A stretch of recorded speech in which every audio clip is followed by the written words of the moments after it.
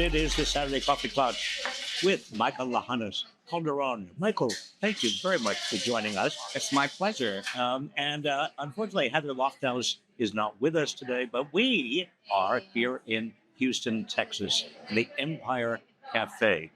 And the Empire Cafe, not only is the coffee absolutely fabulous, Oh, it's lovely. but the Empire Cafe's uh, motto is corporate coffee sucks. Pretty good motto, I would I say. think it's sort of our motto too. Um, but thank you for being with us. We are here in Houston because Houston, Texas, in fact, Texas has been very much in the news this week. Also, I am blogging my new book, and Texas is a wonderful place to promote the book. Uh, Michael, what are we going to talk about today? Well, no shortage of things. But before we jump into it, I did want to ask, Texas, you're a Californian. What are you doing here other than flogging your book? Look, at the California and Texas are in the news because California is trying, and I think it probably will succeed in counterbalancing what Texas is doing now with regard to coming up with additional representatives. Right. And you've got to understand, this is all about gerrymandering. This is all about Donald Trump wanting to keep control of the House. Yeah. And not incidentally, the Senate in 2026.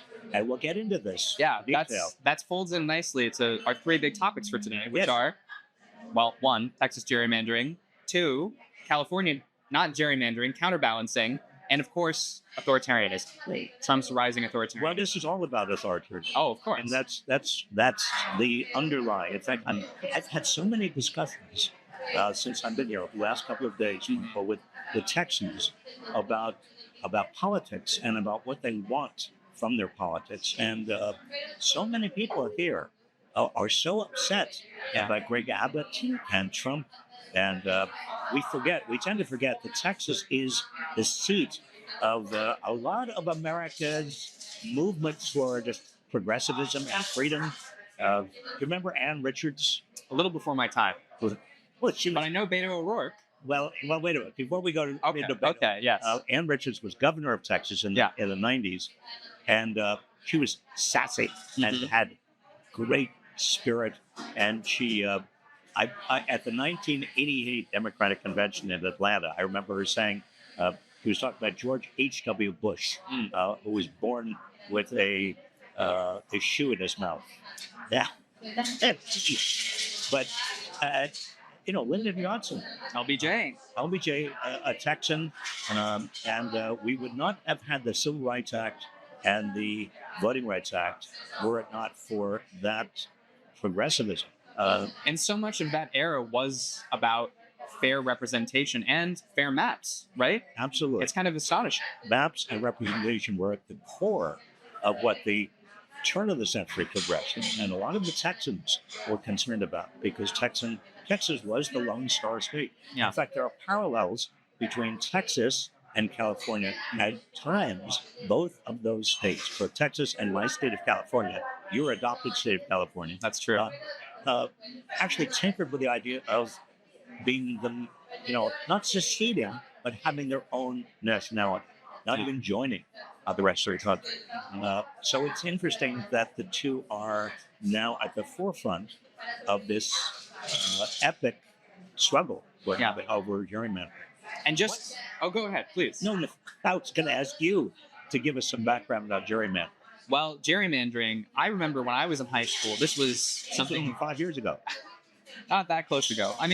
In the last decade, it was something that people were very concerned about. Independent redistricting commissions, like the one that California has and many other states have been trying to have, were a very popular reform idea, because the idea of politicians drawing their own districts and essentially choosing their own constituents, which is what gerrymandering is something doesn't sound great for democracy. Well, it inevitably means that some people are not going to be represented. Yeah. Now, you've got to understand, in terms of how we have a winner-take-all district day decisions and state decisions for both the House and the Senate, there are a lot of people that are going to inevitably not be represented because they're in the minority. in a winner-take-all system. But the question is how you construct the districts, the voting districts for the House in ways that are legitimate and that are feel legitimate to most of the people. Uh, I was chairman of Common Cause, the Really? Citizens Lobby, yes, and one former incarnation. And gerrymandering is something that we were strongly opposed to. Right. In fact, we fought for independent commissions outside the politics that would really have the final authority. And California was one of the victories. Yeah. But what we have now, Michael, and you know this as well as I do, is we have such slim Republican majorities in the House and even in the Senate that there is huge pressure. And the pressure is coming from Donald Trump, who, remember, he is the man who staged a coup d'etat. Yeah. And Stay in power at any cost. at any cost. Well, and if I could just a clarifying question here, we shouldn't even necessarily be talking about gerrymandering right now, right in 2025. It's very unusual to redistrict in the middle of the cycle, as I call it. Normally it's tied to the census, right? Every 10 years. Every 10 years. That's normally, but it's not legally required. It's a norm then. It's a norm. And a norm is And just what's expected. Expected. What Yeah. we normally do. right. But like everything else, Donald Trump, in his winner-take-all, his win-at-any-cost drive, is challenging the norms. And he very clearly said to Greg Abbott, the governor of Texas, I want 5 more seats. Which again, as a norm, right? You don't see the president of the United States marching, on Truth Social to a governor and saying, "Hey, give me 5 more seats." Typically, I mean, you never do. Exactly. This is so far beyond the norms. I mean, the president of the United States, I have worked for and advised now 4 presidents. What presidents normally do, Richard Nixon was the exception, is that they have some institutional responsibility to democracy. Those are some big words. Are you sure that they're going to understand those in the Oval Office? Institutional response. I'm sorry, my eyes glazed over. No, wait a minute. I mean, they actually don't know what institutional responsibility is. But so here we are in Texas. What's been going on? So here's the skinny. Or I don't know that's probably not what they say in Texas. What do you think they say? Here's the lowdown, maybe? Lowdown. Here's the lowdown. So there are 5 additional seats at stake, essentially, in this redistricting push. That is, by the time people are watching this, probably has already happened. Which is why the efforts in California, which we'll get to in a minute, are also most likely moving forward. But they passed new maps earlier this week on Wednesday in the House, and they passed them in the Senate later in the week. And Greg Abbott, was set to immediately sign them right after. And he's not the only one, right? There's additional pressure on other states like Louisiana, Missouri, my home state of Ohio, Indiana, Florida. I mean, it's just an across-the-board desperate effort. In other words, if it succeeds, this effort here in Texas, without any counterbalancing from California's, then we're going to see more and more blue states where you have a governor, a Republican governor, and Republican legislatures actually go along. And this is, the logical endpoint to this is that you've got more and more people, Democrats, who not only feel disenfranchised, but are disenfranchised. You have more and more safe districts in the House and more extremism. Yeah. Well, I wanted to ask you about, in terms of what people can do to not feel distraught, disenfranchised. I mean, well, don't feel distraught. Well, are you distraught? It depends on the day. I think it depends on the news of the day. No, but I've been in Texas now, granted, just a few days. I've had a number of terrific discussions with people.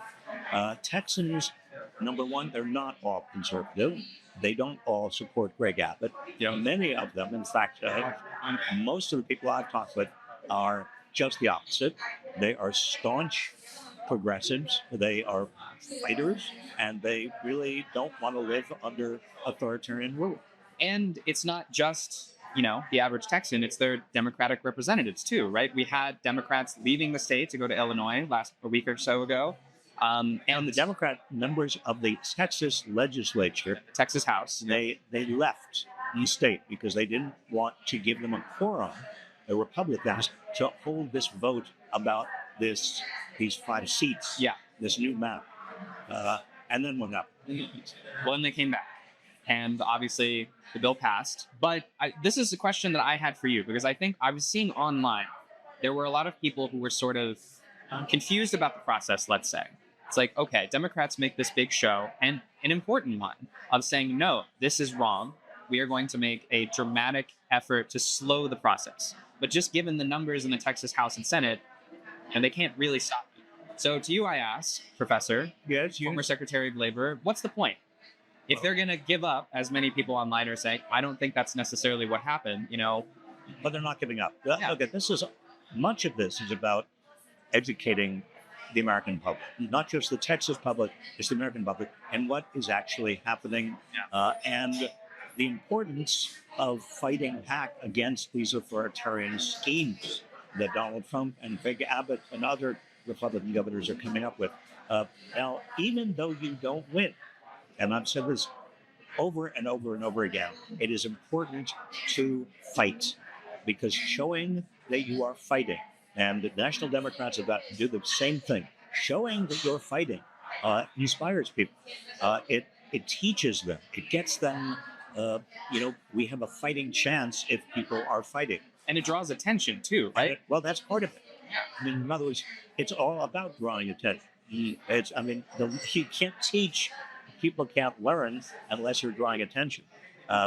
Nicole Collier, yes, the Texas representative of the Texas legislature, she actually this week, and everybody's talking about it. I mean, people around here are talking about it. She refused to leave the legislature, the state house in Austin.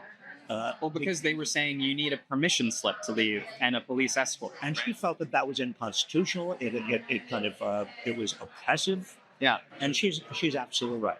Yeah. I mean, I think that it's part of the across the board rising authoritarian tendencies of the Republican Party writ large, right? That this kind of behavior is encouraged both at the federal and the state level. Yes, and this is why it is so important that she did what she did, that the Texas Democrats did what they did, even though they failed, and it's even more important that so-called blue states, like California, are challenging all of this. Yeah. But here's the important point: in terms of avoiding a race to the bottom among the states, gerrymandering to the point where we are gerrymandered beyond belief. Yeah.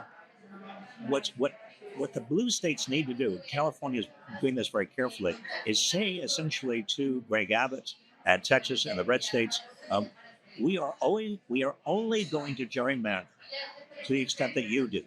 In other words, we are going to remove any advantage you gain from gerrymandering. We're going to make the whole effort that you're going through, we're going to neuter it. We're going to basically make it a complete sham and purpose it.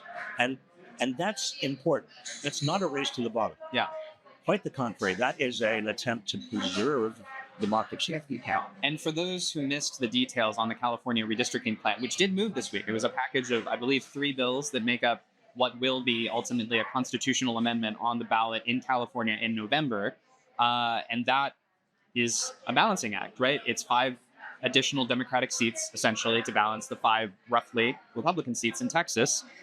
It only applies to mid-decade redistricting, which allows the state to revert back to the independent commission in 2030. Yes. And that's important. Yeah. Because the temporary quality, what the Democrats, what California and other Democratic states that are considering this are signaling is that this is temporary. It is only triggered by Republicans when Republicans do this, and the Democrats are only going to do it to the extent that Republicans do. And only with the consent of the people of California.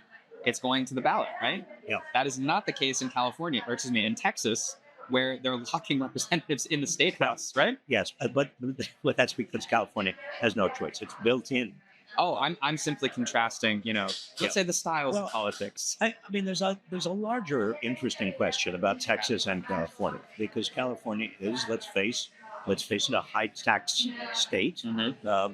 And there are a lot of public amenities that are not found in Texas. Texas is a low tax state. There are a number of very wealthy individuals who have left California and settled in Texas. In fact, some of them run rocket companies. Yeah, some of them are your best friends on the internet, And actually. and I mean, Elon Musk has blazed the way, blazed the trail in terms of norm busting, Mhm. just like Donald Trump. And Musk, basically he starts his own city in Texas. Starbase, Texas, formerly, I think, part of Boca Chica, Texas. Yeah. I've been down there, by the way. Did you know that? No, I'm impressed. There's not much there.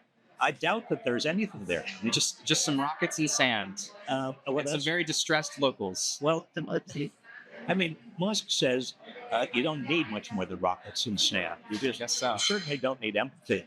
I mean, one of his interviews that I came across recently was that empathy gets in the way. Empathy gets in the way of Rockets. of efficiency. Oh, I see. Of profits of making everything work, of technology. So I think it's a caricature of Texas Yeah. to say that that's what Texas is.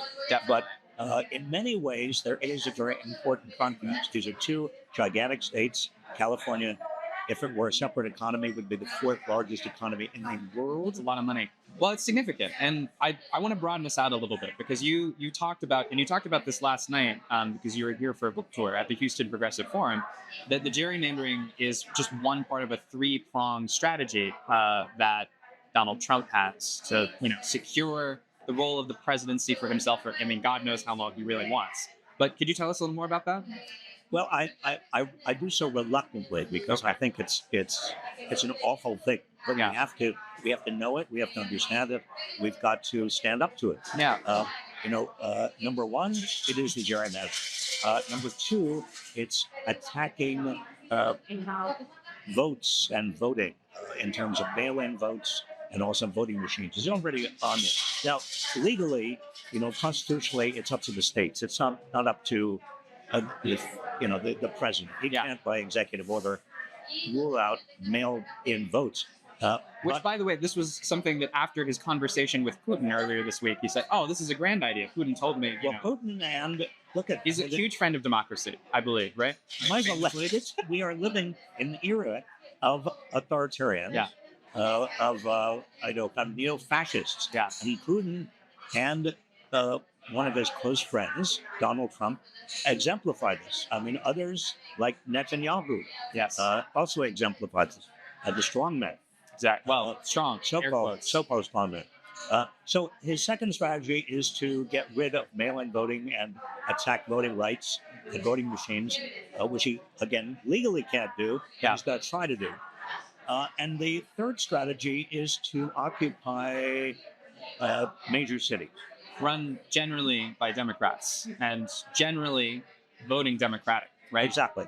The centers of Democratic voting in America are the big cities, are New York, Washington, Boston, Los Angeles, Chicago, and Oakland, California. These are places he has talked about putting federal troops, ICE agents, and National Guard.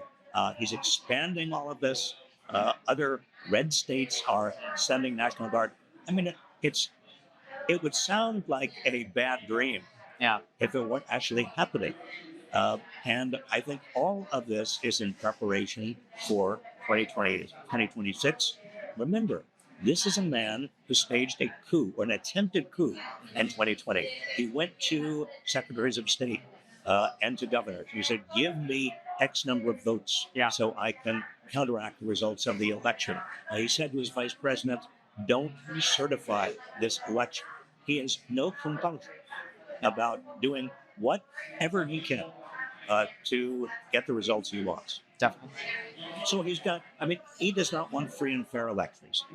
And it's our responsibility, all of us, to fight for it. This is part of the stress test that we're all under. And I think that's why it was enlivening to me to add a positive, hopeful note last night at your event, because there were so many people who came who were excited to fight for democracy. And that's here in Texas, granted in a blue city. But I like to say there are no blue and red states, really. There are purple states and blue and red communities everywhere. Everywhere. And last night, this wonderful uh, progressive forum right in Houston. Randall Morton has been doing this for 20 years, and it's just a great service to the community. But it's also wonderful to see all those people coming together in Houston, Texas, of all places, and committing the fight for democracy. And I think just for this is watch this transition. Trump is broadly unpopular. I mean, if you look at the polling, he's going underwater on almost every issue. Yeah.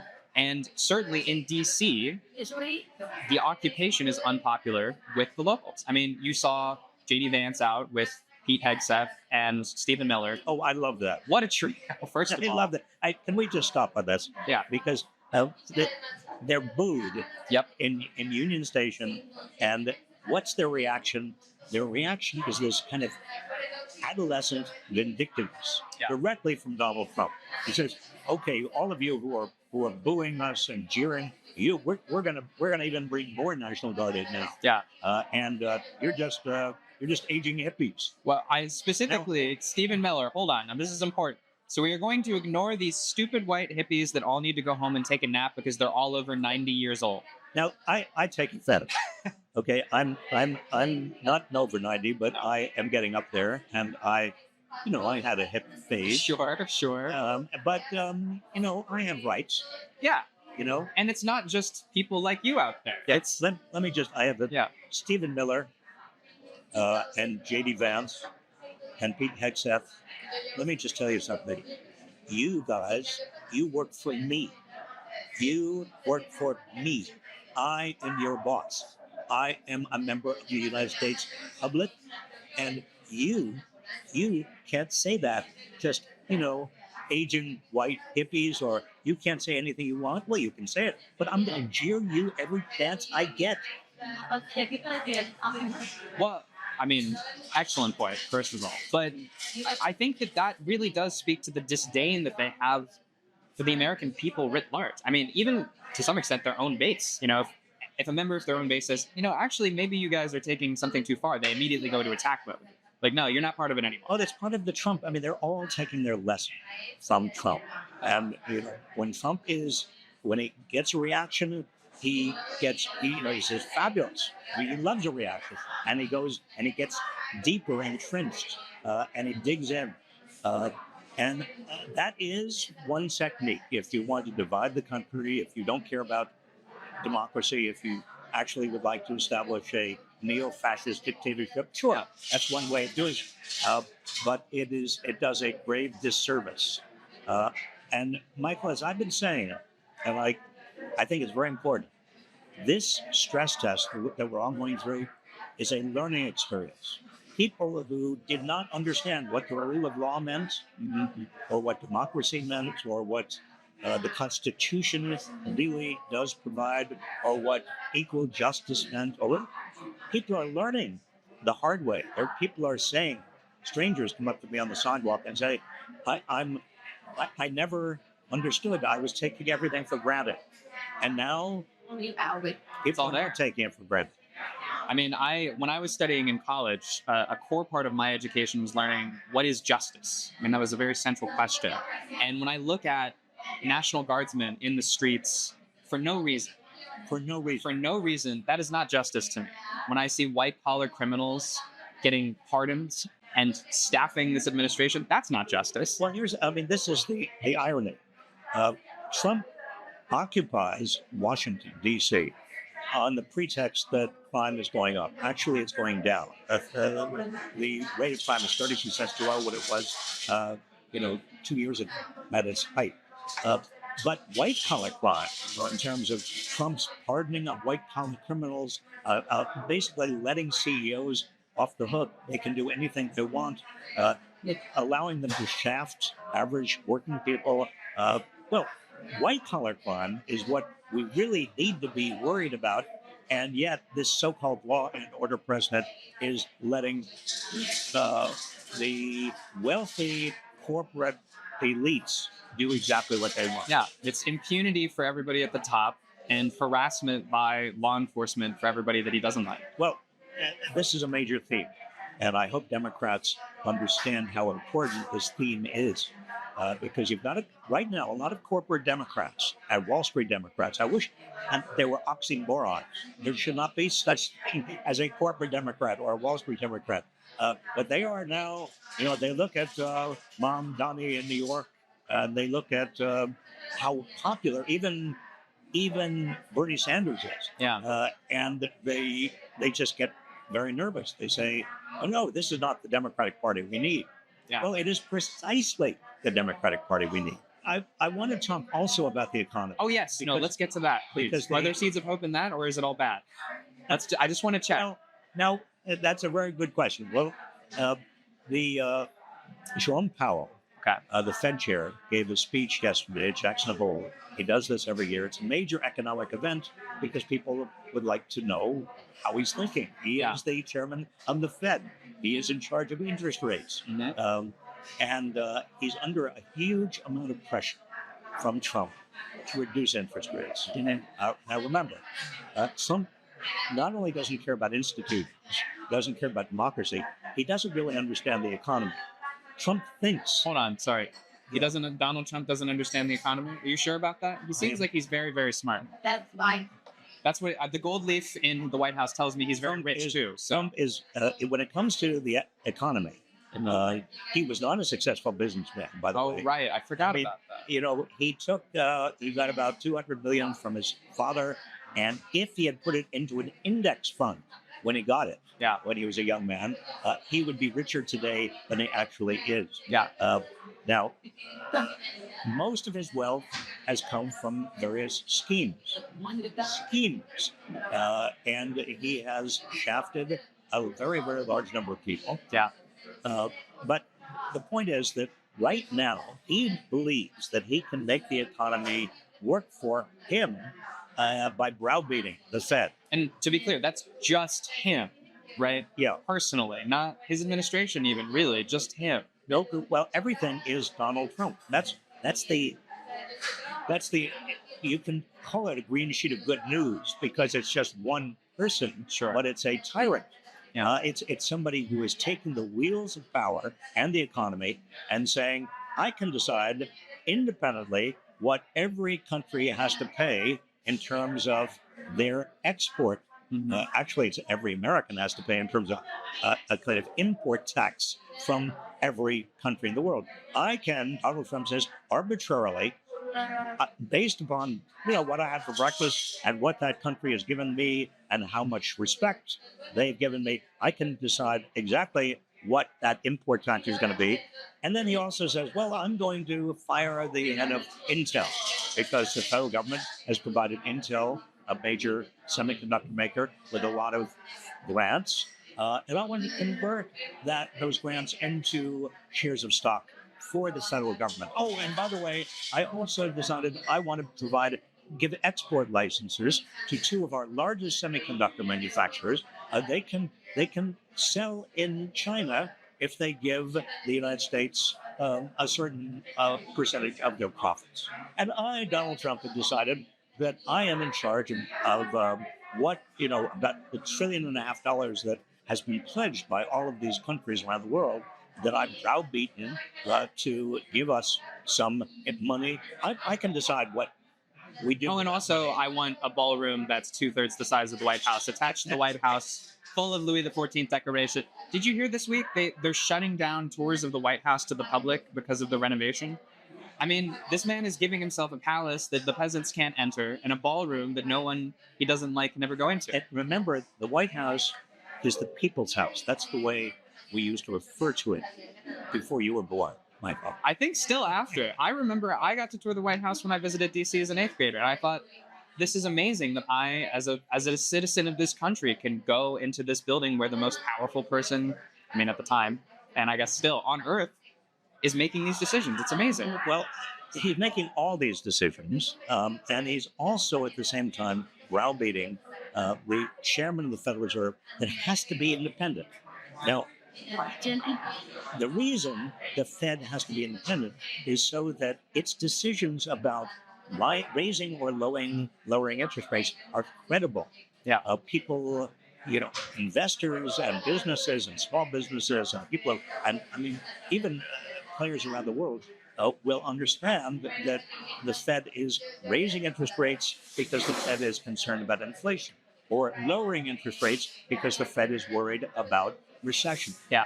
And it is not doing it on a political basis because there is no politics in the Fed. At least that's what the norm has been. But now, there's that word again.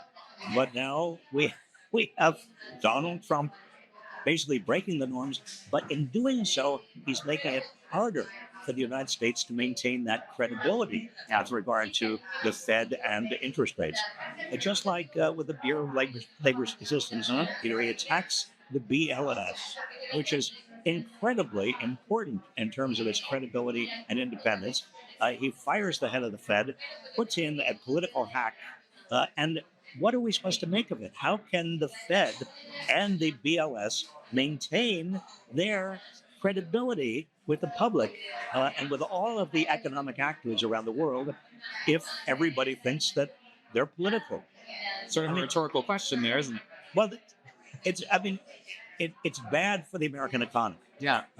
In fact, all of the things that Donald Trump is doing are making Jerome Powell's job harder, not because he's putting pressure on Powell. Yes, he's doing that, but also because we are facing now stagflation, which means that the problem of prices increasing, that is inflation, because of the inflationary effects of the tariffs, the import taxes, at the same time that we're facing a problem of potential recession because of the fact that fewer and fewer jobs are created.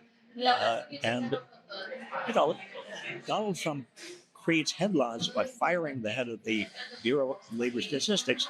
But what's also missing from that calculation is that the BLS has discovered, by just getting more and more evidence, that job growth has slowed dramatically. Yeah. I mean, we are in danger of falling into recession. Inflation and recession simultaneously. What can the Fed do? I mean, this is a huge problem. So I want to bring us down from the high heights of the Fed to what people can do. This is something we get a lot in the conference, and I think this folds in a little bit with Seeds of Hope too, right? Well, it's really all boils down, ultimately, to what individuals can do. And, ironically, some of what we're talking about are seeds of hope, because I hate to wish a recession or inflation on anybody. But after all, Donald Trump was elected by a lot of people because they wanted prices to go down. Well, prices are not going down. Prices are going up. He was elected by a lot of people because they wanted to make sure that they would have a job. Yeah. Well, a lot of people are losing jobs. And again, I say this with a heavy heart.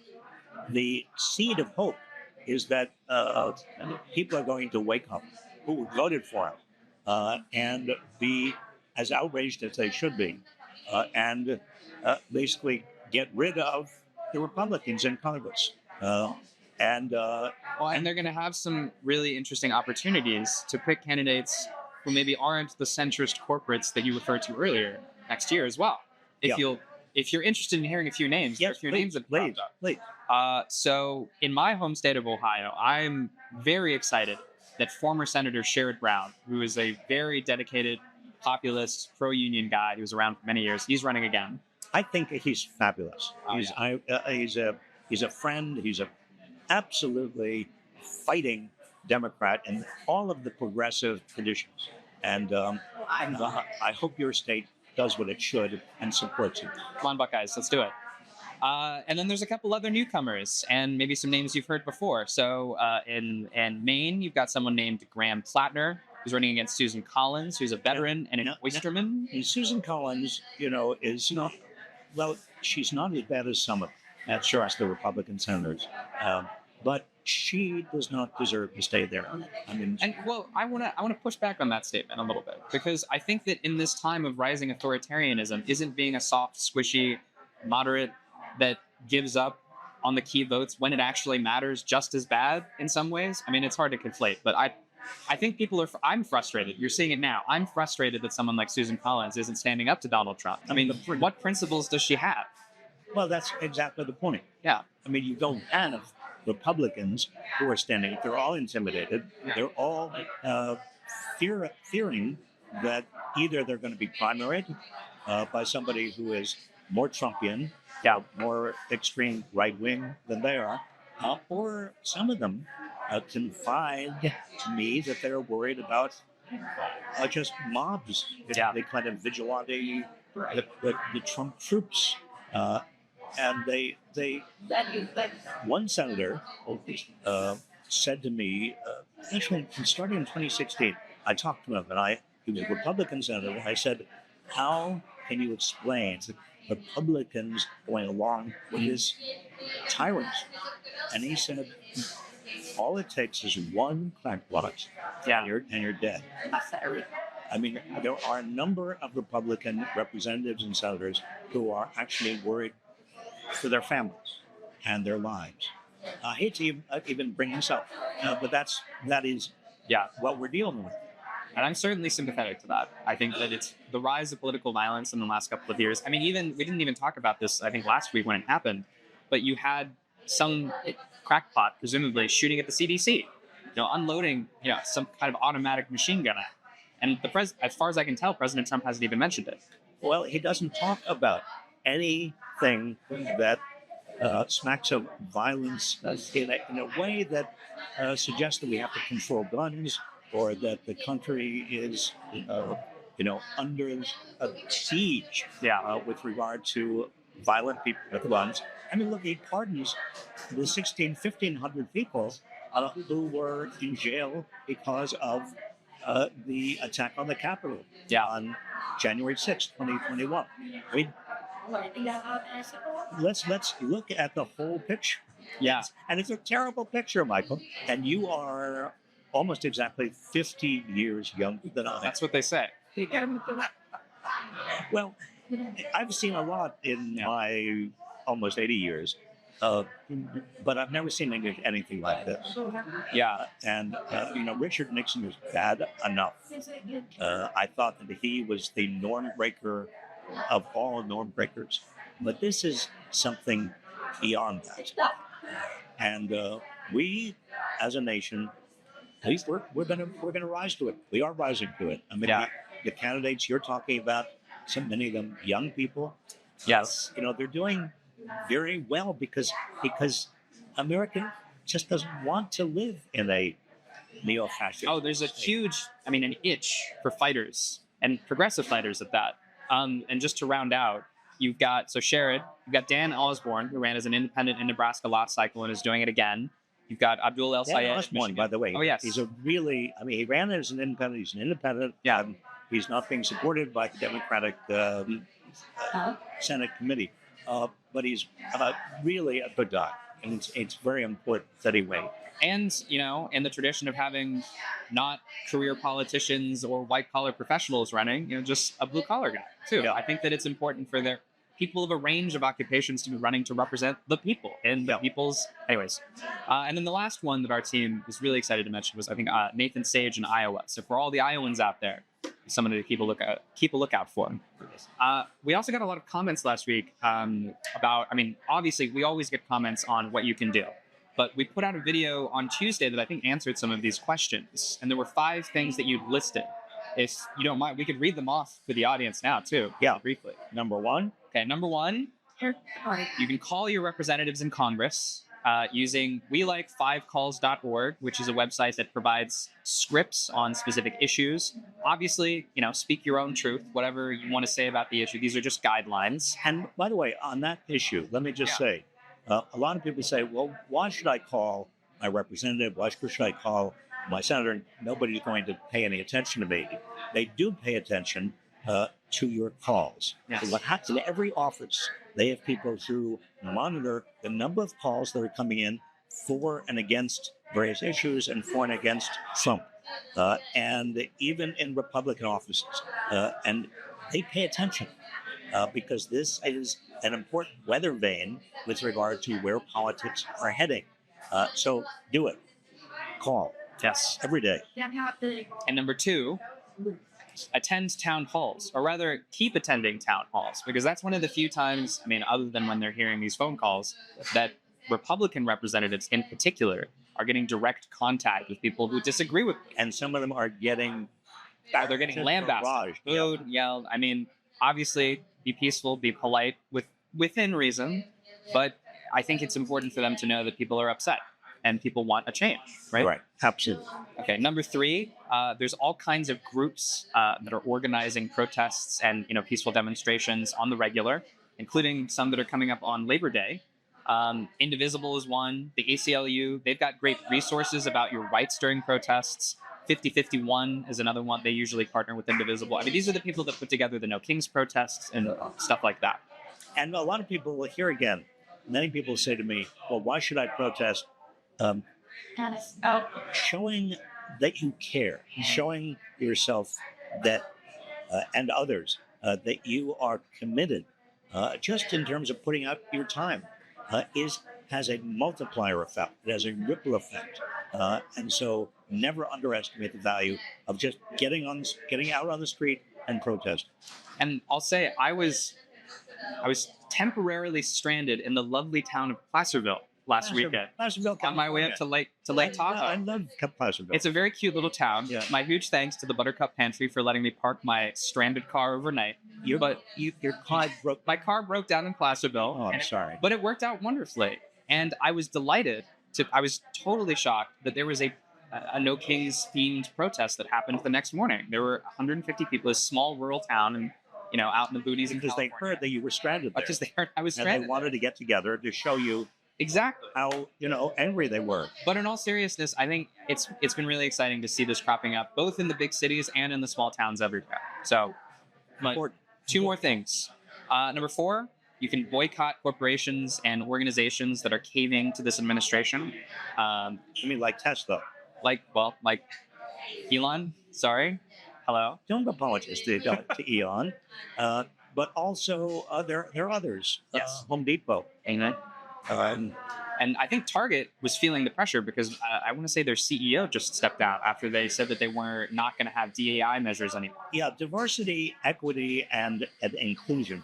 I mean, Trump has made into a bad set of words. Yeah. I am sorry. I believe in diversity. I believe in equity, and I believe in inclusion. And we all ought to stand up and say, these are good things. And we're going to boycott a company that goes out of its way to get rid of it. Yeah. And number five, and this is perhaps, I don't want to say it's one of the easier things, but it's one of the more tangible things you can do.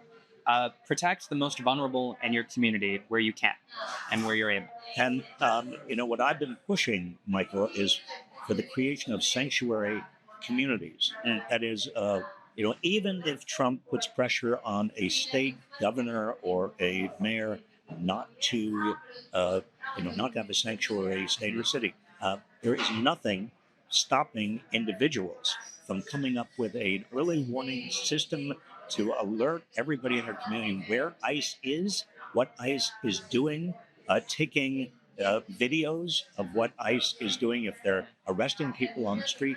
In other words, being a community activist in favor of protecting the vulnerable members of your community.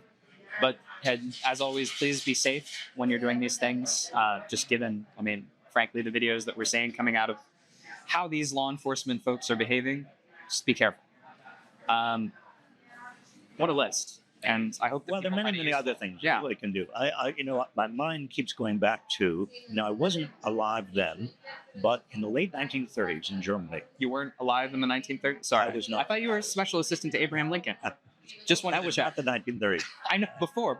I was, but I'm a historian, and my parents' generation obviously lived through this. Yeah. And so I heard a great deal about the Nazis in the 1930s, about Hitler, about other fascist regimes, and good people were silent.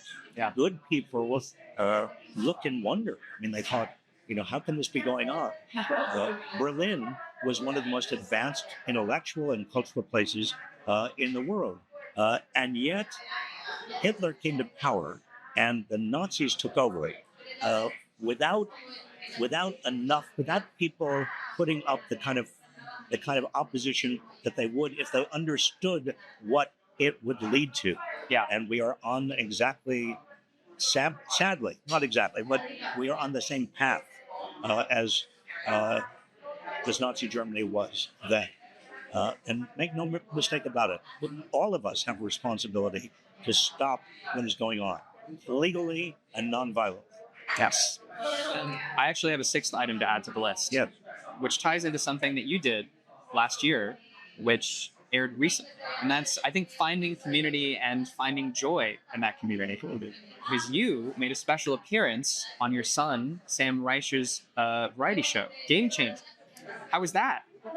Was it fun? Well, it was great fun. Yeah. Oh, yeah. It was great fun. I mean, Sam is doing this wonderful stuff. It seems like every day somebody comes up to me and says, "Are you really Sam Reich's father?" Last night at your event here in Houston, there were comment if you're watching this. There were people who, when Sam Reich was mentioned, just started applauding spontaneously. It was amazing. Well, it's great, but it was fun to be on Sam's show. Yes, and we won't give you any spoilers as to the context. Just know that Robert makes a special appearance. Are we going to show that?